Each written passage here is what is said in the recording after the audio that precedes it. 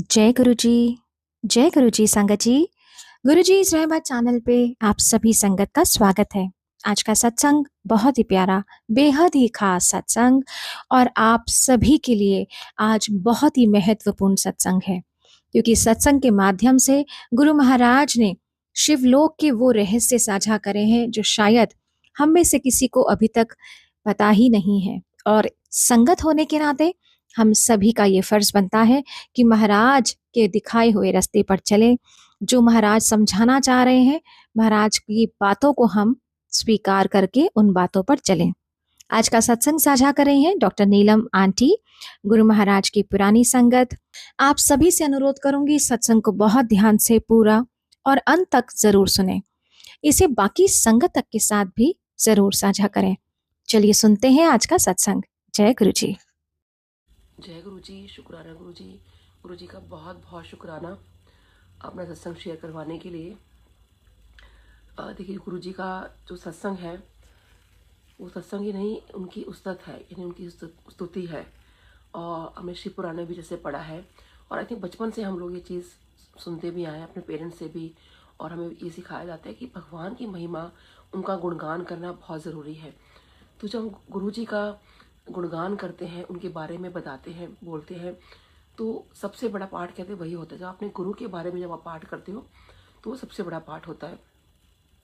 और गुरु जी ने तो बहुत बहुत बहुत ब्लेस किया है, और उनकी ब्लेसिंग देखिए मुझ पे नहीं, आई थिंक हर किसी पर ही, हर किसी पर बरस रही है। जैसे बारिश होती है सब पे बरसती है, ऐसे ही गुरु जी की जो ब्लेसिंग्स है वो सब पर बरसती है। तो बहुत बहुत बहुत शुक्राना है गुरु जी का। और गुरु जी ने, देखिए, जब मैंने गुरु जी के पास जाना शुरू किया तो मुझे ही नहीं, जितने भी हम लोग लेके गए, जिनको भी लेके गए, जैसे गुरुजी ने मुझे कहा था कि अपनी सहेलियों को और अपने पेशेंट्स को लेकर आना, और हस्बैंड को बोला था अपने दोस्त को लेकर आना, तो गुरुजी ने उनको भी ब्लेस किया। गुरुजी तो बहुत उस टाइम कहते थे संगत लेकर आओ, संगत लेकर आओ। ये गुरुजी चाहते थे कि भाई जितने लोग ब्लेसिंग्स ले सकते हैं वो ब्लेसिंग्स लें। तो ऐसे ही जब मेरे हस्बैंड को बोला कि वो अपने दोस्त को लेकर आए, तो अब हस्बैंड को लगा मैं किस दोस्त को लेकर जाऊँ ना, क्योंकि हर कोई ऐसे एकदम उस वक्त तो वैसे भी कोई गुरुजी पे एकदम ऐसे बिलीव करता नहीं था। अब तो गुरुजी को सब जानते हैं। तो इनके एक फ्रेंड है, मतलब उस वक्त उनको पता चला कि उनके कोई लीवर की प्रॉब्लम निकल आई है। तो शायद, तो देखिए, वो खुद इतने बड़े डॉक्टर हैं, और उनको लीवर की प्रॉब्लम निकल आई, और शायद कुछ ऐसा था कि उनके पास शायद बहुत ज़्यादा वक्त नहीं था, या 6 महीने और 8 महीने कुछ बोला था, कि लीवर की काफ़ी ज़्यादा उनको प्रॉब्लम निकल आई थी। तो अब देखिए, जब इंसान कहते हैं ना कि उसके पास ऐसी जब चीज़ें हो जाए तो वो ये सोचता है कि मैं अब क्या करूं। तो अब उधर से देखिए गुरुजी ने बोला कि अपने दोस्त को लेकर आना। अब इधर से हस्बैंड का उनको मिलना और उनका बीमारी का पता चलना। तो हस्बैंड को ये लगा कि भाई शायद गुरुजी ने बोला था दोस्त को लेकर आना, तो ये जो मेरे दोस्त हैं इनको इतनी बड़ी प्रॉब्लम हुई है और ऐसी ऐसी बात हो गई है, तो क्यों ना मैं इन्हीं को बोलूं। तो उन्होंने इनको बोला कि अभी मेरे एक ऐसे गुरुजी हैं, और उन्होंने बोला था दोस्त को लेकर आना, तो हमारे गुरुजी के पास चलो, देखो, क्योंकि वहाँ लंगर खा के ही आप ठीक हो जाओगे। बोला हमारा ऐसा विश्वास है। और जब क्योंकि गुरुजी ने बोला था तो दिमाग में वही था कि शायद इसी दोस्त को बुलाया हो। तो अब जब इंसान को, देखिए, कहते हैं ना, जब कोई नज़र नहीं आता तो उसको सिर्फ भगवान नज़र आता है, तो वही होता है। सो उनके बाद मतलब जब हमने बताया, तो वो जो उनकी फ्रेंड है, डॉक्टर फ्रेंड, वो गुरुजी के पास गए, उन्होंने लंगर किया, और एक दो बार और गए। एंड बिलीव मी, मतलब यू हैव टू बिलीव, मतलब बिलीव करने वाली बात है, क्योंकि मैंने खुद अपनी आंखों से देखा, और मुझे पता है वो जो डॉक्टर की प्रॉब्लम थी, वो जो लीवर की प्रॉब्लम थी, जो भी था, और वो ठीक हो गई। और आज भी वो डॉक्टर जो है ही इज़ अलाइव। तो देखिए कितनी बड़ी बात है, कितने साल हो गए, और आई थिंक ये बात है 2004 की, और कहाँ डॉक्टर्स ने उनको जवाब दे दिया था। और वो भी डॉक्टर थे, जानते थे कि शायद उनको पता नहीं उनका क्या होगा। तो देखिए गुरुजी जो है वो सब कुछ कर सकते हैं, चाहे वो कोई भी हो, आप बस एक भाव से आप लेकर जाओ। ऐसी अभी मेरी एक फ्रेंड ने मुझे बताया, वो एक्चुअली अभी लाइन में लगे हुए थे, तो वो कहने लगे नीलम, यहाँ पर तो जो लोग आते हैं ना वो खाने पीने ज़्यादा आते हैं। तो कहते हैं उनके सामने एक आंटी जी लगी हुई थी, तो क्योंकि बहुत रश था, तो होते ही जब बहुत रश होता है तो आपस में जो संगत होती है आपस में बात बात करना शुरू कर देती है। तो वो एक उनके सामने कहती है, हमारे सामने एक आंटी जी खड़ी थी, तो कहती देखिए मुझे नहीं पता गुरुजी के बारे में, मैं गुरुजी को ऐसा नहीं जानती, और कहती है उनके हस्बैंड के पैर में दिक्कत है, तो किसी ने कहा कि अगर आप गुरुजी के यहाँ लंगर खा लोगे ना जाकर, तो वो चलना शुरू कर देंगे, वो ठीक हो जाएंगे।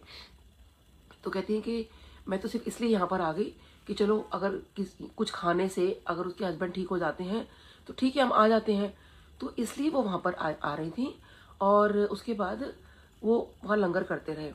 तो कहती है कि मुझे नहीं पता गुरुजी कौन है, मुझे गुरुजी से कोई मतलब नहीं है, कोई लेना देना नहीं है, हम यहाँ पर आ रहे हैं, सिर्फ हम खा के जा रहे हैं। उनको सिर्फ ये था कि हस्बैंड चल पड़े तो बहुत अच्छी बात है, लेकिन मुझे ऐसा गुरुजी कौन है क्या है उनके लिए हार्डली इट मैटर्स। तो कहती है एक दिन क्या हुआ कि उनको हस्बैंड को शायद हार्ट अटैक आया, और डॉक्टर्स ने कह दिया कि शायद कार्डियक अरेस्ट आया है। जो उन्होंने बताया वो बता रही हूँ मैं। तो ये मेरी फ्रेंड ने अभी मेरे को रिसेंटली बताया। तो कहती हैं कि मैं जब वहाँ पे हॉस्पिटल गई, और जब डॉक्टर्स ने ऑब्वियसली जब हार्ट अटैक आता है या कार्डियक अरेस्ट वाली यानी कि वाली कंडीशन जब वो आ जाती है, तो उस बीच में डॉक्टर्स कोशिश करते हैं कि सीपीआर दे के पेशेंट को बचाया जा सके। तो आई थिंक शायद वो प्रोसेस चल रहा होगा। तो वो कहती हैं कि वो अपने हस्बैंड के रूम में गई हॉस्पिटल में, और क्योंकि वो कहती मुझे तभी भी गुरुजी से कोई लेना देना नहीं, मैं गुरुजी को कोई प्रे नहीं कर रही हूँ, कुछ भी नहीं कर रही, बस हम तो वहाँ कहती है हम तो खाने जाते थे ना। तो कहती हैं कि मैं वहाँ पर सिर्फ प्रे कर रही हूँ, मतलब मैंने प्रे भी नहीं किया। और कहती है लेकिन मैं कमरे में गई, क्योंकि ऑब्वियसली हस्बैंड को इतनी बड़ी बात हो गई, तो कमरे में गई। कहती हैं आंटी जी आप बिलीव नहीं करोगे, कहती हैं उनके सिरहाने पर गुरुजी वहाँ साक्षात खड़े हुए थे। तो कहती है मैं समझ सकती हूँ कि आप बिलीव नहीं करोगे, और वो बिलीव दिलाने की कोशिश कर रही है मेरी फ्रेंड को कि आंटी जी आप बिलीव नहीं करोगे, लेकिन गुरुजी वहाँ खड़े हुए थे, और गुरुजी कहते हैं मैं से कुछ नहीं होने दूंगा, पंजाबी में गुरुजी ने बोला। तो देखिए वो कहती हैं कि वो दिन है और आज का दिन है मेरे लिए सिर्फ गुरुजी है और कुछ भी नहीं है। कहती है हस्बैंड जो इस प्रॉब्लम से गए थे कि वो चल नहीं पा रहे थे, कहती चल वो आज भी नहीं पा रहे हैं, लेकिन उनकी जो है लाइफ गुरुजी ने दे दी। देखिए वो गुरुजी ने टांगे ठीक नहीं की, लेकिन वो लाइफ उनको दे दी। चलो वो उनका पूरा विश्वास है कि एक दिन लंगर करते करते गुरुजी के मंदिर आते आते उनके हस्बैंड के पैर भी ठीक हो जाएंगे। देखिए ये विश्वास होता है, और गुरुजी ने देखिए कैसे उनको साक्षात दर्शन दिए। और आई थिंक शायद वही इस बात की विटनेस नहीं है, आई थिंक बहुत संगत है जो इस बात की विटनेस हो चुकी है कि गुरुजी दर्शन देते हैं। तो गुरुजी तो जाने ही जाने, उनको सब कुछ पता है, वो क्या नहीं जानते। सिर्फ आप गुरुजी पर अपना विश्वास रखो।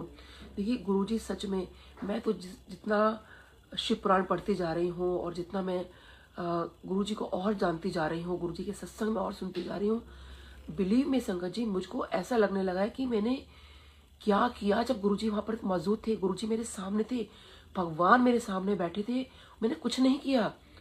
एक्चुअल में हम लोग खाने जाते थे और आ जाते थे। मतलब मेरे को सच में अब ये रियलाइज होने लगा, बेशक अब ठीक है वो लंगर खाते थे, लेकिन एज सच जो गुरुजी ने चाहा, जो गुरुजी ने मेरे से डे वन मेरे से बार बार पूछा तो होर दसनू की चाहिए, होर दसनू की चाहिए, कितनी बार गुरुजी ने मेरे से पूछा मुझे भी याद नहीं है, तो होर दसनू की चाहिए, होर दसनू की चाहिए, यू नो हर थोड़ी देर में वो मुझसे पूछ रहे थे ये। और मैंने सिर्फ ब्लेसिंग्स के अलावा कुछ नहीं मांगा, लेकिन वो मुझसे क्या चाहते थे, वो यही चाहते थे कि मैं उस रब को मांगो, वो भक्ति मांगो, वो राह मांगो, यू नो जो सचखंड की तरफ जाती है।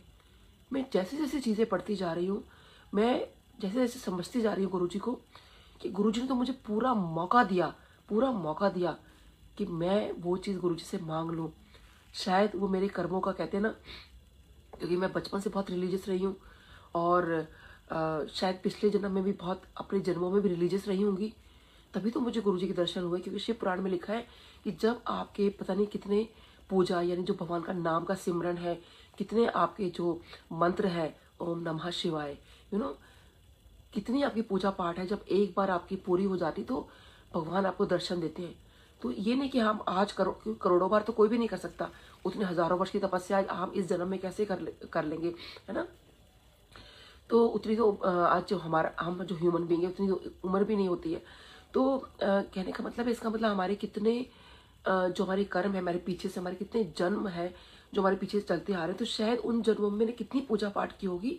जैसे साईं बाबा ने भी मुझे कहा था कि पता नहीं मेरा एक ऐसा कौन सा अच्छा कर्म था जो जिसने मेरे को गुरुजी से मिलवा दिया, और जो गुरुजी ने मुझे दर्शन दिए। तो इसलिए कहते हैं कि हमें हमेशा भगवान का सिमरन करते रहना चाहिए, भगवान का नाम लेते रहना चाहिए। तो देखिए गुरुजी ने तो मेरे से कितनी बार कहा, तो लेकिन अब भी कहते हैं ना कि लेकिन अभी भी गुरुजी हमें मौका दे रहे हैं, और वो मौका कैसे पता चल रहा है हमें कि ये जो जन्म है हमारा, ये इस जन्म, क्योंकि हम मनुष्य रूप में है, और ऐसा कहा जाता है कि जब मनुष्य रूप आपको मिलता है ना, तो इसमें आपकी स्पिरिचुअल ग्रोथ जो है बहुत जल्दी होती है, बहुत फास्ट होती है।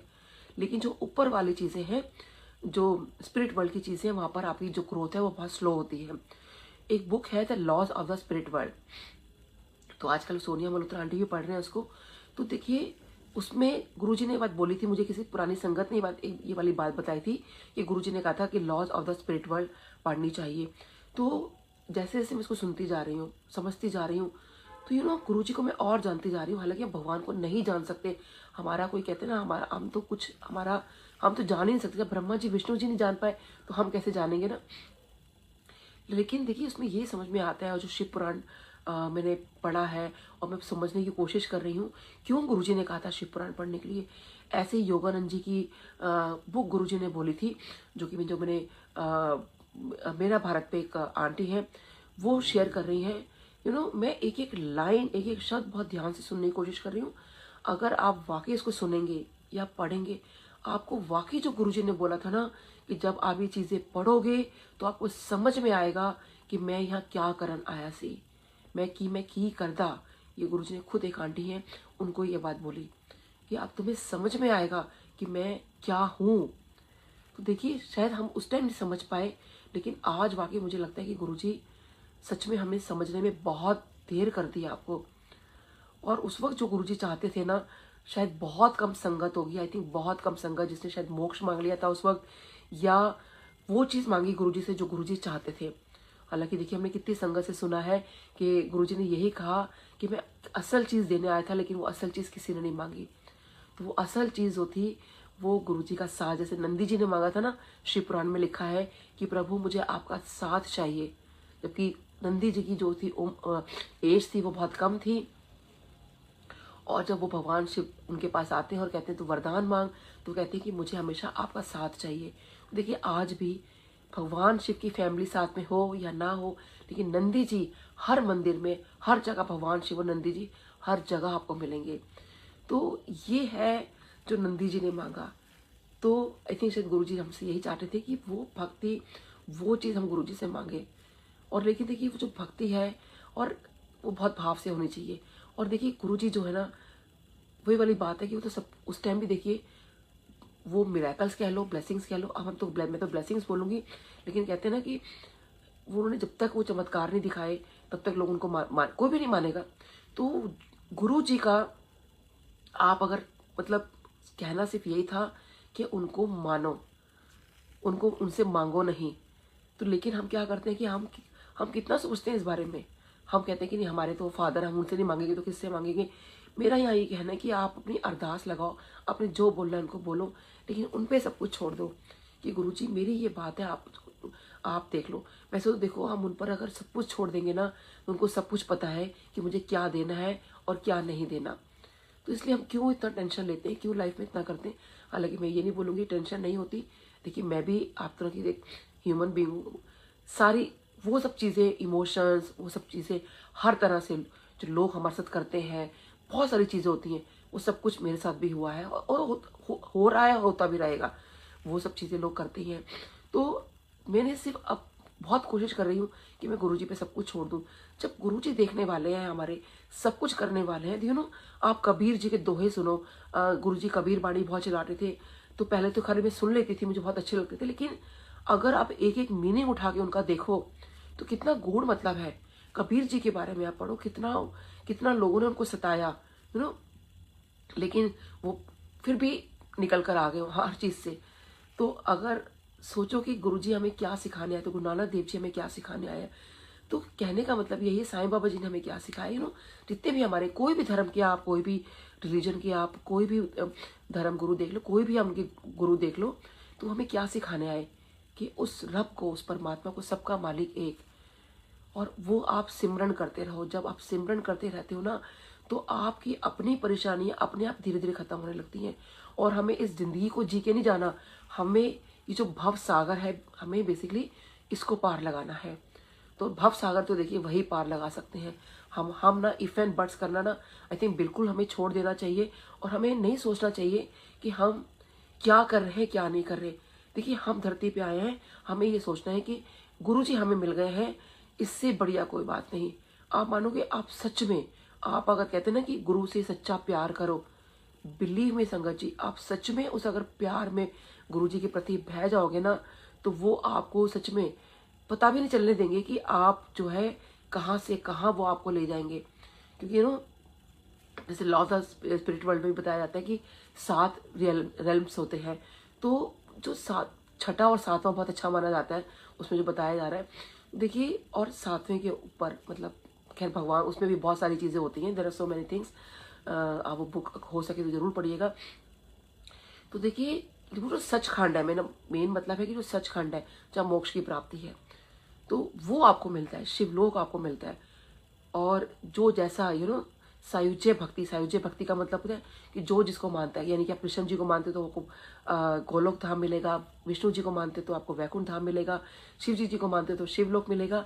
तो ये सायुज्य भक्ति होती है। सायुज्य तो वो जो भक्ति जैसी आपकी होगी आपको वैसा मिलेगा। लेकिन हर बात में देखिए कहाँ पे क्या आता है कि आपको भक्ति करनी इज मोर इम्पोर्टेंट। तो देखिए, देवी देवता भी आपने ना, आप कोई भी कथा उठा के देख लो, किसी भी देवी देव मतलब भगवान की देख लो, कि जब भी त्रिदेव की बात आती है, माता रानी की बात आती है, तो जितने भी देवी देवता और थे सबसे पहले उनकी स्तुति करते थे। देखिए, जितनी भी दुर्गा सप्तशती हुई, दुर्गा चालीसा हुई, जितनी भी चालीसा है, तो वो क्या है, वो सारे देवी देवता जो है बेसिकली उनकी बोला गया है कि हमें स्तुति करनी चाहिए, उनका गुणगान करना चाहिए। जितनी आरती है वो क्या है कि उनका गुणगान है। तो हमें ऐसे ही गुणगान करते रहना चाहिए। देखिए, गुरु जी ने हमें क्या सिखाया कि सत्संग करो। तो सत्संग क्या है, जो आरती आती है, होता है ना कि माँ ने इतने असुरों को नष्ट कर दिया, ऐसा कर दिया, उसको ठीक कर दिया, मतलब कितनी सारी चीजें आती हैं। हम शिव पुराणे पढ़ते हैं कि इसको ठीक कर दिया भगवान शिव ने, ऐसा हुआ वैसा हुआ, कितनी सब चीजें होती हैं। तो गुरु जी की चीजें क्या है, ये सब चीजें क्या है, तो ये महिमा ही है ना। वो उस टाइम की महिमा थी, श्री राम के टाइम में जो हुई, श्री कृष्ण जी के टाइम में जो हुई, और आप जो है जब गुरुजी आए कलयुग के अंदर, तो ये वो सत्संग बन गए। तो ये उनका गुणगान है, उनकी महिमा है। तो देखिए, ये हमेशा ध्यान से सुननी चाहिए। जब सत्संग होते हैं, मैं कितनी बार देखती हूँ कि लोग जो है, जैसे आरती होती है उसके बाद अगर कुछ सेकंड का पिन ड्रॉप साइलेंस हो जाए, तो एकदम से इतनी लोगों की बातें करने की आवाज आ रही होती है। इसका मतलब आपका ध्यान ही नहीं था आरती में, आप क्या कर रहे थे, आप सिर्फ बातें कर रहे हो, आप बातें करने आए हो वहां पर। आप सत्संग सुनो, और जो संगत भी सत्संग सुना रही हो, चाहे वो नई हो चाहे पुरानी हो, देखिए वो अपना एक्सपीरियंस, यानी कि वो जो उनके साथ संगत हुई है वो आपको बता रहे हैं। वो आप हमेशा ध्यान से सुनिए, क्योंकि वो गुरु जी का गुणगान है, उनकी महिमा है। और जब आरती होती है, देखिए मेरे पुरानी संगत से बातचीत हो रही थी, तो जो गुरु जी का आरती है, देखिए जो गुरु जी ने अपने सामने आरती प्ले करवाई, प्लीज वही आरती आप प्ले करिए, कोई और नहीं। और शब्द बाणी जो गुरुजी के आगे प्ले होती थी, जो गुरुजी बता के गए, गुरुजी के आगे प्ले नहीं होती थी, गुरुजी ने खुद चूज की थी कि ये शब्द बाणी है। ये क्योंकि एक अंकल ने पूछा था कि गुरुजी यही क्यों, तो गुरुजी ने कहा था क्योंकि इसको मैं इसलिए चूज कर रहा हूँ क्योंकि मुझे पता है कि मेरी संगत कैसे जुड़ेगी। तो आप उनसे जुड़िए ना। कोई भी, आज मैं देखती हूँ कि कोई भजन बीच में लग जाते हैं, भजन सुनने तो वो बाद में लगते हैं। गुरुजी के टाइम में भी जब लंगर प्रसार होता था तब भजन लगता था, उससे पहले खाली शब्द बाणी ही चलती थी लंगर से पहले। तो लंगर से पहले शब्द बाणी, तो गुरु जब अगर आप ये बात नहीं मानते हो फिर भी लगा रहे, तो फिर गुरुजी की कहाँ मान रहे हो। तो पहले शब्द बाणी, किसी भी सिंगर को बुलाते हो कुछ करते हो तो पहले शब्द बाणी जो है, आप चाहे घंटा लगाओ आधा घंटा लगाओ, उसके बाद आप सिंगर को बुला लो, लेकिन उससे पहले शब्द बाणी, क्योंकि शब्द बाणी पे गुरुजी ने बहुत बोला है। और व्याख्या वाली शब्द बाणी है, क्योंकि उसमें हमें सीखने को बहुत मिलता है। तो मैंने पुरानी संगत से सुना, वो कहते हैं कि गुरुजी कह रहे थे व्याख्या वाली जो है जरूर सुननी चाहिए शब्द बाणी। तो ये आप शब्द बाणी गुरुजी के टाइम पे सुनिए। आप सच में, आप जब उसको सुनोगे ना जो गुरुजी ने चूज की है, आप बिलीव में संगत जी, आप इतना मस्त हो जाओगे, आप सच में डूब जाओगे। वो जो कहते हैं ना आंखें बंद करके जब आप गुरुजी मेडिटेशन करवाते हैं, वो मेडिटेशन ही बहुत है, लेकिन अगर वो आप उसके अंदर वाकई इसको ध्यान से सुनते हो। लेकिन ध्यान आपका तब लगेगा जब आप गुरुजी की चूज की हुई शब्द बाणी सुनोगे। मैं वैसे पिछली बार भूल गई थी, मैं काफ़ी बार भूल भी जाती हूँ, लेकिन डेफिनेटली आई ट्राई कि मैं शब्द बाणी को शेयर करूँ। तो गुरु जी के वाक्य जो है शब्द बानी सुनिए। और बहुत बहुत शुक्राना है जितनी भी संगत यहाँ पे जुड़ी है, सबको बहुत बहुत जय गुरु जी।